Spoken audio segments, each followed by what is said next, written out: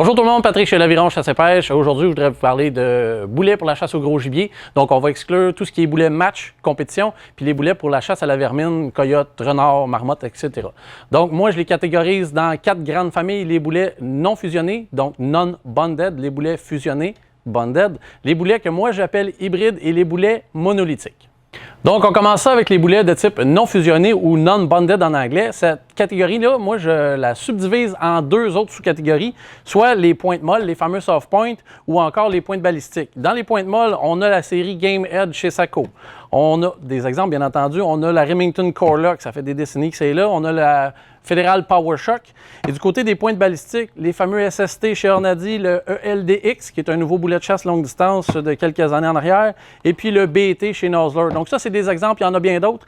Je suggère aux chasseurs d'utiliser ces boulets-là pour la chasse au gros gibier, mais de plus frêles, ours, chevreuil. C'est des boulets qui n'ont pas beaucoup de rétention de masse ou qui vont même peut-être complètement se fragmenter si on frappe un gros os, chose qu'on ne trouve pas nécessairement sur l'ours et le chevreuil. Donc, c'est des boulets qui, en touchant le gibier habituellement, vont ouvrir très rapidement, délivrer une grosse quantité d'énergie. Par contre, c'est pour ça que je ne l'emploie pas ou je ne le conseille pas pour l'orignal, ça va fragmenter beaucoup là, si on tire l'épaule ou encore la fesse. Donc, les boulets non fusionnés ou non-bonded, 2 types, pointe molle et pointe balistique. Donc, deuxième catégorie de boulets de chasse pour la chasse au gros gibier, les boulets fusionnés ou de type bonded en anglais. On a encore cette sous-catégorie de pointe molle. On a un exemple ici, la Fédérale Fusion. On a un autre très bel exemple avec la Sako Super Hammerhead. Donc, on a des boulets qui sont balistiquement moins performants, mais qui vont garder une très bonne rétention de masse si jamais on frappe un os lors de la chasse ou lors du tir. Il y a aussi les mêmes boulets, mais en version pointe balistique. On a la série AccuBond ou AccuBond Long Range qui vient ajouter un coefficient balistique. Donc, on augmente les capacités de vol pour ce boulet-là si on effectue des tirs à plus longue distance. Donc, on parle de boulets qui, lorsque frappe l'animal, on garde environ 80 % de leur masse. Donc, c'est un boulet qui a beaucoup d'énergie puis qui va aussi chasser, qui va aussi performer pour le chasseur. Donc, advenant un tir de moins bonne qualité, le boulet, grâce à sa rétention de poids, va traverser ou va garder son momentum plus longtemps, va pénétrer donc l'animal plus loin. Donc, la troisième catégorie de boulets que je vais vous parler, c'est les boulets que moi, je considère comme étant des boulets hybrides. Les boulets hybrides, pourquoi? Parce que la partie arrière du boulet est toute en cuivre, comme les boulets monolithiques, dont on jasera un petit peu plus tard. Mais la particularité, c'est qu'à l'avant du boulet, ils ont créé une petite chambre. Puis cette chambre-là est remplie de plomb fusionnés. Donc, on reprend 2 caractéristiques de 2 boulets puis on les a hybridés.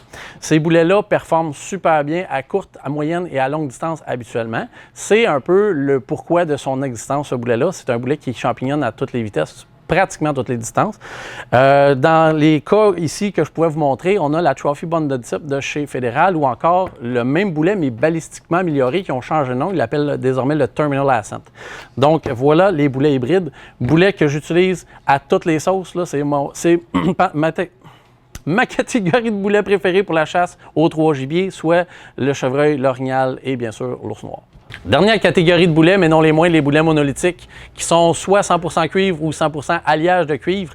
Je la divise en 2 aussi, cette catégorie-là, les boulets conventionnels, mais aussi les boulets monolithiques pour la chasse à longue distance. Je vous explique la particularité dans 2 secondes. Dans la catégorie ordinaire, là, les bons vieux TSX, TTSX, les CX de Hornady, les GMX, bref, il y a quand même un vaste éventail de ce genre de type-là.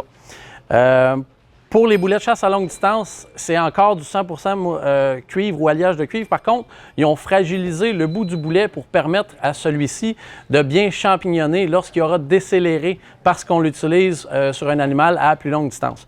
Donc, c'est des boulets qui gardent pratiquement 92, 13, 14, 15% de masse lorsqu'on frappe le gibier. C'est donc un boulet tout indiqué pour la chasse au gros gibier comme l'orignal. Mais parce que je le trouve un petit peu dur, je ne vais pas nécessairement vous aiguiller là-dessus pour, disons, la chasse au chevreuil ou la chasse à l'ours. Je ne vous le déconseille pas, mais je ne vous le conseille pas non plus.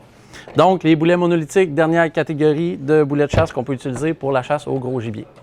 On le sait, on a beaucoup de questions là-dessus de la part des clients qui viennent nous voir, qui nous appellent au téléphone. Ça peut être un peu mêlant de se retrouver parmi tout ça.